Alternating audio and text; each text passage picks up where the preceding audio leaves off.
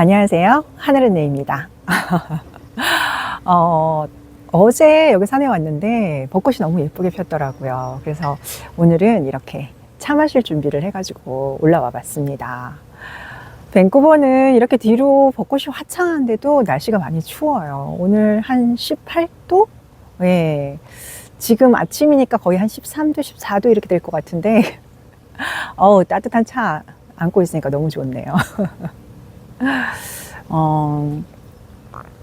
이렇게 예쁜 벚꽃과 함께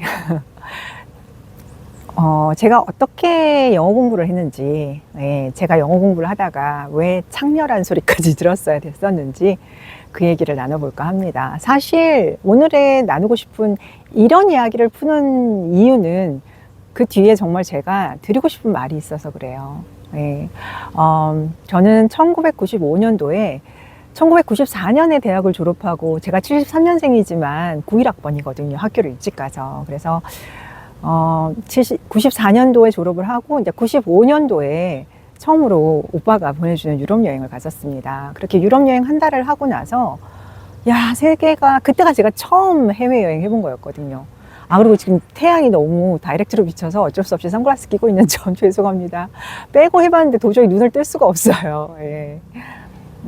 그래서 그때 이제 처음으로 해외여행을 유럽으로 가보면서 영어의 필요성을 온몸으로 느끼게 됩니다. 그래서 영어를 해야겠다 하고는 제가 1996년에 캐나다 에드먼튼이라는 곳으로 어학연수를 가게 되는데요. 그때 에드먼튼이라는 곳을 선택했던 이유는 단 하나였습니다. 거의 영어권 중에서는 가장 싼 곳이었어요. 왜냐하면 그때 당시에 제가 35만 원의 월 생활비, 그 중에서 18만 원이 기숙사비였습니다. 그래서 그 알버타 대학의 그 기숙사에 머물면서 그 어학원을 다니는 걸로 그렇게 해가지고 준비를 하고 갔었는데요. 그래서 95년에 여름에 유럽 여행하고 와서 수학학원에 강사로, 그때는 열심히, 아무래도 단기로 하면서 빨리 돈을 벌 수 있는 건 수학 강사 아니면 과외 이런 거였었죠, 그때는. 그러다 보니까 제가 돈을 벌어서, 그리고 또 엄마의 도움을 좀 받기는 했는데, 제가 돈을 벌어서 가다 보니까 돈이 별로 없었어요. 그래서 굉장히, 그리고 대학까지 졸업을 했는데 엄마한테 마냥 손을 벌릴 수도 없고 해서 제일 저렴한 곳으로, 그때 에드먼튼이 제일 저렴했던 이유가 사람들이 에드먼튼이 잘 모르기도 하셨지만, 제가 에드먼튼에 1996년 1월 5일에 도착했던 걸로 기억을 하는데, 그 겨울에 에드먼튼은 마이너스 50도까지 내려갔었습니다. 그 마이너스 50도를 차도 없이 걸어 다니며 버스 기다리며, 그때 정말 어마어마하게 꽁꽁 싸매고, 정말 속눈썹에 이렇게 하얗게 고드름 끼는 게 어떤 건지를 그때 처음 경험을 했었는데요. 아무튼 저는 그때 그런 거랑 상관없이 그냥 영어를 공부를 해야 된다라는 그 마음이, 목적의식이 너무 뚜렷했죠. 그래서 아주 저렴하게, 그리고 영어를 할 수 있는 곳 해서 갔었던 곳이 에드먼튼이었었는데요. 처음에 어학원에 또 얘기를 드렸을 때는 제가 한국 사람 없는 데로 보내주세요라고 했어요. 그때 밴쿠버나 이런 큰 도시를 피했던 이유도 한국 사람들이 너무 많다는 거를 그때도 이미 많았었기 때문에, 그러니까 어학원에 가면요. 그래서 한국 사람들하고 어울려갖고는 영어가 안 될 거라는 생각에 한국 사람 없는 데로 보내주세요 해서 생전 들어본 적도 없는 에드먼튼이라는 곳을 가게 됐는데요. 사실 처음에 그렇게 어학연수를 가겠다고 얘기를 하고 저희 오빠는 엄청 반대를 합니다. 특히 오빠는 엄마한테 영어 공부를 열심히 한 사람은 자기인데 왜 유학은 동생을 보내주냐며 엄청 불만을 터뜨렸습니다. 그때 저희 오빠가 저한테 내걸었던 조건이, 그러면 너 가기 전에 토익 시험을 봐라. 그리고 1년 어학연수 갔다 와서 토익 시험을 다시 봐서 그 점수를 비교해서 네가 얼마나 열심히 공부를 했는지를 증명해 보여라 라고 오빠가 주문을 했었습니다. 그래서 제가 이제 캐나다 가기 전에 토익 시험을 보는데요. 폭망이죠. 영어를 그때는 정말 못했었거든요. 그때 당시 점수로 630점인가가 나왔던 걸로 기억을 해요. 그때 오빠는 이미 900점 넘고 그러던 사람이었는데, 아무튼 그래서 그 점수를 가지고 이제 에드먼튼으로 예, 공부를 하러 갑니다. 가서는 어학원에 가서 사실 제가 너무 큰 실망을 하게 됩니다. 왜냐면 그 건물 하나에 일단 저희 반이 12명이 정원이었는데요. 11명이 한국 사람이었습니다. 그리고 한 명은 일본 사람이었어요. 그리고 건물이 어학원 건물 전체가 정말 땡 하고 수업 끝마치는 종 울려서 바깥으로 나가보면 복도부터 해서 다 한국 사람인 거예요. 그러니까 이게 다들 저와 같은 생각으로 그리고 저같이 어학원에 속아서 온 거죠. 한국 사람 없을 거다라는. 뭐 저를 보냈던 어학원에서는 별로 자기들은 별로 안 보내니까 작다고 했을지 모르겠는데 그게 전국적으로 이렇게 어학원들을 통해서 오다 보니까 그리고 저렴하고 영어를 할 수 있고 캐나다라는 그런 것만으로 그때 당시에 정말 예, 거기에 그렇게 한국 사람들이 몰려버린 거죠. 그래서 제가 수업 시간에 어떤 생각이 들었냐면 이럴 거면 종로 어학원을 다니지 내가 여기까지 왜 왔을까. 그때부터 이제 저희가 결심한 게 나는 절대 여기서 한국말을 쓰지 않겠다 였었습니다. 그래서 수업 시간 중에도 한국 사람들이 한국말로 말을 걸어도 저는 안 했어요. 네, 재수없죠. 하지만 저는 그만큼 절실했던 것 같아요. 대학까지 졸업하고 5학년수를 왔는데 영어는 꼭 그 해에 끝내고 갔었어야 됐거든요.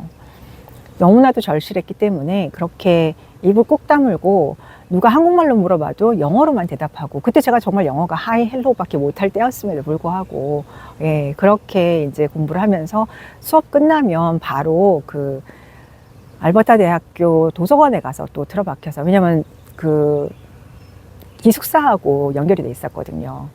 그래서 틀어박혀서 공부만 했었습니다. 그때 정말 3개월 만에 앞에 흰머리가 쫙 올라오더라고요. 예, 그렇게 머리가 셀 정도로 제가 정말 공부를 열심히 했었는데요. 그렇게 공부를 열심히 하고 있던 어느 날 낮에 제가 잠깐 그 도서관에서 공부를 하다가 졸았습니다. 그러다가 정말 꾸벅꾸벅 졸다가 고개가 뒤로 탁 넘어갔는데 그러고는 잠이 깨죠. 화들짝 깨가지고는 창피하다 이러고 있는데 옆에서 어떤 누가 킥킥킥 하고 웃는 겁니다. 그래서 딱 봤더니 남학생이 앉아 있더라고요. 그래서 정말 한마디로 너무 창피하죠. 그래서 주섬주섬 정리를 하고 그때 제가 또 이제 그 성경 공부 모임이 있어가지고 그 국제 그러니까 선교사님들이 캐네디언 선교사님들이 하시는 그런 성경 공부라든지 저는 이제 계속 영어를 많이 얘기를 하러 거길 간 거니까 그런 기회가 있는 곳은 다 갔었거든요. 그래서 거기를 이제 갈 약속이 있는 날이어서 주섬주섬 정리를 해가지고 나왔습니다. 나오는데 제 옆에서 크크크 웃고 있던 그 남학생이 따라 나오는 겁니다. 나오면서 이제 밖에 나와서 저한테 말을 겁니다. 그래서 제가 영어를 잘 못하니까 설명은 잘 못하지만 그냥 한국에서 왔고 영어 공부하러 왔다. 그랬더니 이 친구가 또 막 뭐라고 얘기하는데 제가 못 알아들으니까 저는 그냥 제 갈 길만 가는 겁니다. 그랬더니 너 어디 가냐 그러더라고요. 그래서 이제 그런 얘기는 할 수 있으니까 지금 성경 공부 간다고 그랬더니 자기가 같이 가도 되냐고. 그래서 사실 성경 공부에는 누구나 다 오는 거 환영이거든요. 그래서 마음대로 해라. 그랬더니 이 친구가 따라왔습니다. 그래서 그때 한 12명이 모여가지고 이렇게 카페에 모여가지고 이렇게 둥그렇게 앉아가지고 하는 거였는데 그때는 차나 커피를 주문을 하면 후불제였습니다. 그래서 다들 주문을 하고 이제 얘기를 하고 나중에 그러니까 그러면서 서로 이제 자기소개하는 시간을 가지는데 이 친구가 너무도 천연스럽게 제 친구라고 그러면서 따라왔다고. 근데 사실 거기에 있는 사람들은 그 두 분의 캐네디언 선교사님을 제외하고는 다 이제 국제 그 학생들이었거든요. 그러니까 영어 공부하러 온 학생들이라서 영어를 다 못하는 사람들이었습니다. 다들 뻐벅뻐벅거리면서 이제 영어 연습을 하려고 있는 자리인데 이 친구가 너무 천연스럽게 잘 끼어가지고 있는 겁니다. 그리고 이제 그 시간이 끝나고 저희가 이제 계산을 하려고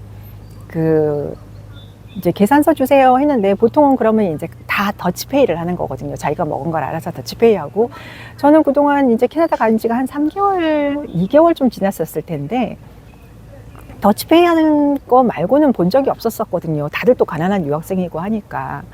그리고 저희는 당연히 이제 더치페이 하려고 자기가 먹은 거 계산하려고 딱 그러는데 직원이 이렇게 오시더니 그 남자애가 다 냈다는 겁니다. 돈을 12명 분을요. 근데 걔는 그때 화장실 가고 없었거든요. 그래서 아마 화장실 간다고 일어나가지고 가서는 저희 거를 다 계산을 한 겁니다.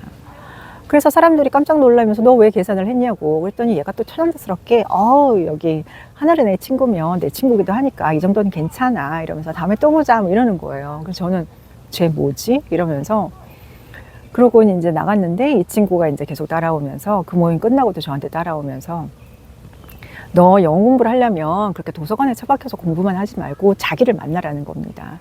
자기 같은 사람하고 대화를 계속 해야지 그게 빨리 제대로 영어 공부하는 길이다 해서 제가 참 떠듬떠듬하는 영어로 말은 잘 못하지만 나는 여기 사람 그러니까 데이트하러 온 게 아니다. 그리고 또 저는 워낙 그 전에 또 들은 게 되게 많아서 왜냐면 외국 사람이랑 사귀는 그 한국 사람들을 그 어학원에서 그 남학생들끼리 막 옐로캡이라고 하면서 막 욕하는 소리를 많이 들었었거든요. 그래서 나는 저러지 말아야지, 나는 저런 사람은 되지 말아야지 그 마음이 또 강했어가지고 이 친구한테도 그 얘기를 합니다. 나는 결혼하기 전에는 섹스 안 한다. 나는 혼전순결이 되게 강한 사람이다. 그렇기 때문에 너를 안 만날 거다라고 얘기를 합니다. 근데 저를 따라왔던 친구는 중국계 캐네디언이었어요. 부모님들이 홍콩에서 이민을 오셨고 이 친구도 홍콩계지만 캐나다에서 태어나서 자란 친구인데 이 친구가 하는 얘기가 자기도 부모님이 동양인이기 때문에 그 문화 이해한다고 자기는 괜찮다는 겁니다. 그래서 내가 나는 결혼할 사람 아니면 안 사귄다. 그렇기 때문에 너를 사귈 수가 없다. 라고 노라고 얘기를 했는데 이 친구가 계속 따라오더라고요. 그래가지고 이건 또 뭐지 했는데 이제 그 뒤로 도서관에서 또 만나죠. 왜냐면 제가 늘 도서관에 앉아서 공부를 하다 보니까. 그러더니 이 친구가 오더니 하루는 저한테 너 미안한데 혹시 시간 있으면 자기랑 힐튼 호텔을 가자고 하는 겁니다. 그래서 웬 호텔? 그랬는데 자기 아버지가 기다린다는 겁니다. 그래서 저건 깜짝 놀랐죠. 니네 아버지가 왜? 자기 아버지가 저를 보자고 했다는 거예요. 그래서 우리는 아무 사이도 아니고 정말 걔랑 뭘 만난 게 한 게 아닌데. 그러니까 이 친구 나름은 저를 설득을 하는데 안 되니까 제가 또 되게 보수적인 동양인이라고 하니까 자기 부모님을 저한테 소개를 하면 제가 자기를 만나지 않을까 해서 자기가 그만큼 진지하다라는 걸 보여주려고 자기 아버지한테 부탁을 했더라고요. 그래서 그 친구 근데 또 어른이 기다리고 계신다니까 제가 또 이렇게 말을 잘해서 설득을 해서 이 친구한테 미안하지만 너랑은 안 사귈 거야 이런 얘기를 못 하잖아요. 영어를 그렇게 못 할 때니까. 그리고 또 어른이 또 힐튼 호텔에 와서 기다리고 계신다는데 이 친구를 따라갑니다. 왜냐하면 호텔 커피숍이니까. 제가 또 호텔 커피숍을 그때는 안 가봤거든요. 가난한 유학생이니까 그런 데는 안 가보고 정말 기숙사, 유학원, 학교, 도서관 이렇게밖에 안 가봤을 때라서 뭐 문화 체험하는 경험이라고 생각하자. 그러고는 이제 그 친구를 따라가게 됩니다. 물론 그 전에 이제 이 친구 나이를 알게 됐었죠. 자기소개를 할 때 이 친구는 76년생이더라고요. 그래서 저보다 3살 어리고 대학교 1학년이었어요. 그래서 제 입장에서는 한참 어린 애니까 2학년이었나? 아무튼 그랬는데 저 입장에서는 한참 어린 애니까 뭐 얘 정도는 내가 어떻게 할 수 있겠다. 그러니까 제압할 수 있겠다라는 그런 자신감이 있었던 것 같아요. 그래서 걔가 가자는데 따라갔죠. 따라가려고 이제 처음으로 이제 주차장에 가서 걔 차를 딱 봤는데 차가 BMW 735인 겁니다. 그래서 제가 그냥 뭐 그것도 아무렇지도 않았어요. 왜냐면 제가 또 그런데 별로 관심이 없어요. 예. 저는 막 이렇게 좋은 차, 뭐 명품 이런 거에 전혀 관심이 없는 사람이라서 그냥 갔죠. 가서 힐튼 호텔 커피숍에 갔는데 정말 걔네 아빠가 나와 계시더라고요. 그래서 아버님한테 인사를 하고 아버님이 막 저한테 어머 너구나 이러시면서 우리 아들이 태어나서 자기한테 여자친구라고 소개를 하는 사람은 네가 처음이다 이러시면서 얘가 여자를 소개시켜 주겠다 그래서 아버님이 굉장히 기대를 하고 나오셨다는 거예요. 근데 사실 그거를 알아듣는 것도 전 너무 힘들었고 근데 거기다 대고 뭐라고 말을 할 수가 없는 거예요. 제가 영어를 못하니까요. 그래서 그냥 방금 웃고만 있었어요. 웃고만 있다가 얘가 이렇게까지 노력을 하는데 내가 얘를 만나봐야겠다라는 생각이 그때 들었죠. 그러고는 그 뒤로 그 친구가 저를 데리고 한 게 뭐냐면 저는 정말 가난한 유학생이었잖아요. 집에서 늘 제가 밥해서 제가 김치까지 담궈가지고 주변에 유학생들한테 팔고 그 판돈으로 또 반찬 사 먹고 그러고 있었거든요. 그래서 식당이라든지 이런 데는 가본 적이 없었습니다. 집에서 다 밥을 해 먹었었으니까요. 근데 이 친구가 저를 데리고 뭐 유명하고 맛있다는 레스토랑이라든지 호텔 레스토랑은 다 데리고 가는 겁니다. 그러고는 가면은 이렇게 메뉴를 하나만 시키지도 않아요. 메뉴를 여러 개 시켜요. 이 집은 이게 다 맛있으니까 다 먹어봐. 그럼 제가 당연히 못 먹잖아요. 그래서 내가 이걸 다 어떻게 먹어? 그럼 걔가 뭐라 그러냐면, 맛만 봐. 너 맛보라고 시킨 거야. 제가 정말 먹다가 화장실 가서 다 올리고, 너무 많이 먹으니까요. 그러니까 너무 많이, 배가 너무 부른데 또 먹을 건 너무 많으니까 정말 오버이트까지 하고 다시 돌아가서 먹기도 했었어요. 예.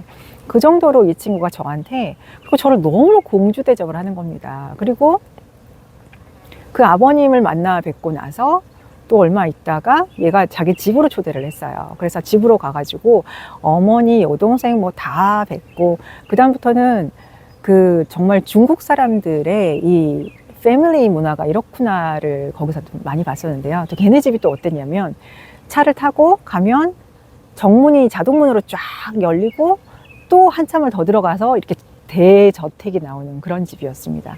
태어나서 처음 봤죠. 영화에서나 보던 그런 집을 얘가 데리고 가니 저에게는 정말 다 꿈과 같은 그런 시간인 거예요.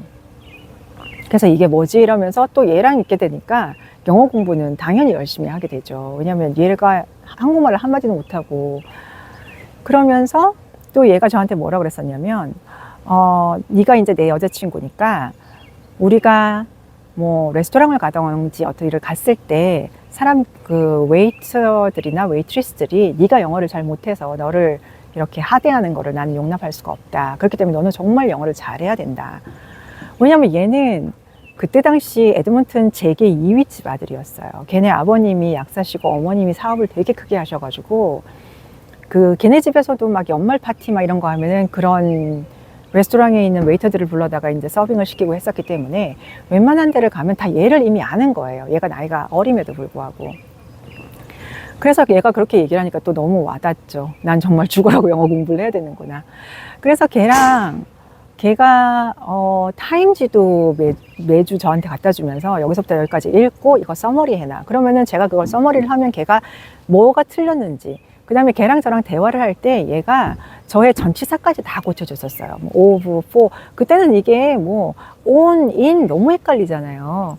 근데 저는 제가 문장을 만들어서 얘기를 할 때마다 얘가 이렇게 그거를 다 고치니까 그때그때 바로바로 알 수 있어서 정말 얘는 저의 튜터였습니다. 공짜 튜터. 완전 너무 좋았죠.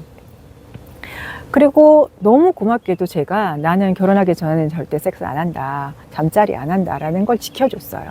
그래서 정말 너무 고맙고 착한 애다 이러고 이제 열심히 공부하면서 다녔는데, 문제는 제가 이제 걔랑 다니다 보면 제 뒤에서 제가 이제 걔랑 다니면서 지나갈 때, 그리고 저는 이제 어학원을 3개월만 다니고 그만두게 됩니다. 왜냐하면 그렇게 한국 사람들이 많은 거기가 저한테는 의미가 없게 느껴졌어요. 그러면서 얘랑 같이 그 대학에, 얘가 그때 당시 이제 경영학과 학생이었는데 대학에 그 통계 수업을 같이 들어갑니다. 저는 통계학과를 졸업한 사람이니까 통계 수업이 어렵지가 않더라고요. 그래서 청강을 하면서 이제 리스닝 공부하고, 그 다음에 얘랑 늘 얘기하면서 스피킹 공부하고, 또 얘가 통계 그런 뭐 궁금한 거, 그러니까 잘 못 푸는 문제 있으면 걔 문제 푸는 거 도와주고 뭐 이러면서 이제 늘 같이 도서관에서 공부를 하죠. 그랬는데 한국 사람들을 만나면, 그러니까 만나는 게 아니라 저희가 이제 이렇게 지나가면은 그 여전히 뭐 어학원 다니는 사람들이라든지 보잖아요. 제가 이 남자친구랑 지나가면 제 뒤에다 대고 창녀라고 대놓고 욕을 하는 겁니다. 근데 이제 이 친구는 못 알아듣죠. 이 친구는 한국말을 모르니까 못 알아듣는데 저는 알아듣잖아요. 너무 마음이 아프더라고요. 정말 상처가 크게 됐었어요. 근데 하나만 생각했습니다. 내가 여기 왜 왔지? 그리고 내가 이렇게 착하고 좋은 애를 만나서 이렇게 좋은 기회로 영어 공부를 열심히 하고 있는 건데, 저들이 뭐라고 하든 신경 쓰지 말자. 뭐 그런다고 해서 제가 또 걔네들하고 뭐 2번 볼 거 아니고, 물론 에드먼튼에서 생활이 끝나고 한국으로 돌아가면 또 걔네들 어디 가서 보겠어요. 그리고 또 내가 그런다고 해서 뭐 얘를 안 만나고 걔네를 만날 것도 아니고, 그런 생활을 한다고 해서 그게 제 인생에 도움이 되는 것도 아닌데, 정말 독하게 했는데 그 말을 들었을 때 정말 마음이 너무 아팠어요. 그러면서 무슨 생각이 들었었냐면, 그때 이제 옛날에 남학생들끼리 얘기하는 거 듣잖아요. 그러면 남학생들 뭐라 그러냐면, 자기들은 외국 여자랑 잔 거에 대해서 이게 완전히 무슨 메달입니다. 무슨 정말 특히 뭐 일본 애들이랑 잔 남자애들 같은 경우에는 뭐 우리 조상님들의 뭐 복수를 했다는 둥 뭐 이런 얘기까지 해가면서 한국 남자들은 외국 여자랑 자는 게 자기들은 자랑거리인데 나는 왜 외국인 남자친구라고 해서 나는 자는 것도 아닌데 알지도 못하면서 저렇게 대놓고 나한테 창녀라고 할까? 왜 환양년이라고 할까? 마음이 너무 많이 아프더라고요. 그래서 사실 오늘 드리고 싶었던 얘기는 만약에 당신이 어떤 목적한 바가 있어서 그 일을 열심히 하고 있는데 당신을 오해하고 뒤에서 욕하는 사람들이 있다면 무시하세요 라는 얘기를 하고 싶었습니다. 저는 그때 그 친구 덕분에 정말 영어 공부를 열심히 해서 제가 11월 달 한 11개월 정도 됐을 때 그 토익 시험을 쳤을 때 리스닝이 만점이었고요. 전체 점수가 900점이 넘어가는 그런 점수를 받게 됩니다. 저희 오빠가 먼저 깜짝 놀라더라고요. 자기는 이렇게 11개월 만에 이런 점수를 만드는 사람을 본 적이 없다고, 너 정말 열심히 했구나 라고 오빠가 얘기해줘서 참 뿌듯했었는데요. 그리고 그때 그 여름에 저희 오빠랑 엄마가 캐나다에 놀러 와서 이 친구 부모님들이랑 다 같이 밴프 자스퍼에 한 바퀴 돌면서 그 친구 부모님들께서 또 저희 엄마를 너무 지극히 모셔주셔서 참 감사했었는데요. 제가 그 친구랑은 결혼하지 말아야겠다. 아, 얘랑은 헤어지겠구나라고 생각했던 이유는 걔네 엄마 때문이었습니다. 예. 그 어머니께서 저희 엄마한테도 너무 깍듯이 잘하셨어요. 그리고 남들 앞에서는 정말 저한테 잘해주셨어요. 근데 둘만 있으면 저한테 오셔서 딱 뭐라 그러냐면 내가 네가 싫다는 건 아니다. 하지만 난 중국인 며느리를 원해. 그러니 네가 내 아들하고 결혼을 할 거면 너의 중국말도 완벽해야 될 거야. 라고 얘기를 하시는데 제가 그 어머니를 알잖아요. 그 어머니 카리스마가 어떤지. 그리고 어머니가 사업하셔서 이뤄놓으신 그 가정인데. 근데 저는 영어 공부를 하는 것만 해도 힘들어 죽겠는데 여기다가 중국어까지 하려니까 눈앞이 깜깜한 겁니다. 그러면서 생각을 했죠. 미안한데 내가 너를 이만큼 사랑하진 않아. 그리고 또 제가 제 아이에 대해서 생각해 봤을 때 나는 내가 아이를 낳으면 꼭 내 아이랑 한국말 할 건데 그럼 내 아이는 한국말도 해야 되고 영어도 해야 되는데 중국말도 해야 되는구나. 근데 또 캐나다는 불어도 하잖아요. 그래서 그때 사귀고 있던 남자친구가 그 영어, 불어, 중국어도 캔토니스 만돌린을 다 따로따로 그 가정교사 붙여가지고 공부하던 애였거든요. 그러면 내 아이는 거기다가 한국어까지 5개국어를 해야 되는데 아이한테 미안한 겁니다. 그래서 저희 엄마는 사실 저한테 막 얘랑 결혼해라. 너는 얘랑 여기서 캐나다에서 살고 있다가 얘랑 결혼해라. 막 그러셨는데 저는 이제 과감하게 11월에 그리고 그때 제가 너무 한국이 그리웠어요. 예. 그 향수병이 너무 또 진하게 걸리고 제가 또 원래 우울이 좀 있는 사람이잖아요. 그래서 너무 힘들더라고요. 그래서 그 친구한테는 고마웠다. 하지만 미안하다. 나는 한국을 가야겠다. 그러고는 이제 한국으로 돌아갑니다. 그렇게 해서 그때 제 영어가 지금의 영어거든요. 그 이후로는 제가 따로 그렇게 영어 공부를 해본 적은 없는 것 같아요. 그래서 저는 당신이 만약에 영어 공부를 이 영상을 보시는 분들 중에 20대 분들이 계시다면 꼭 언어 공부는 20대 때 바짝 하시라고. 그러면 20대 때 한 그 영어 공부가 평생을 풍족하게 만들어 주실 거라고 얘기하고 싶습니다. 물론 뭐 30대, 40대, 50대 충분히 하실 수 있죠. 예. 근데 20대가 좀 더 쉽다는 점. 그리고 더 길게 써먹을 수 있잖아요. 제가 그 영어로 한국에 갔더니 취직이 쉽더라고요. 예. 그래서 바로 취직하고 열심히 일을 했었는데요. 아무튼, 내가 뭔가를 하고자 목표를 세웠다면 내가 하는 거에 대해서 사람들이 오해를 하고 욕을 할지라도 신경 쓰지 마시고 나를 모르는 사람이 하는 욕은 정말 신경 쓰지 마셨으면 좋겠어요. 그리고 나의 목표를 향해서 그것만 보고 열심히 달려가시길 축복드립니다. 감사합니다.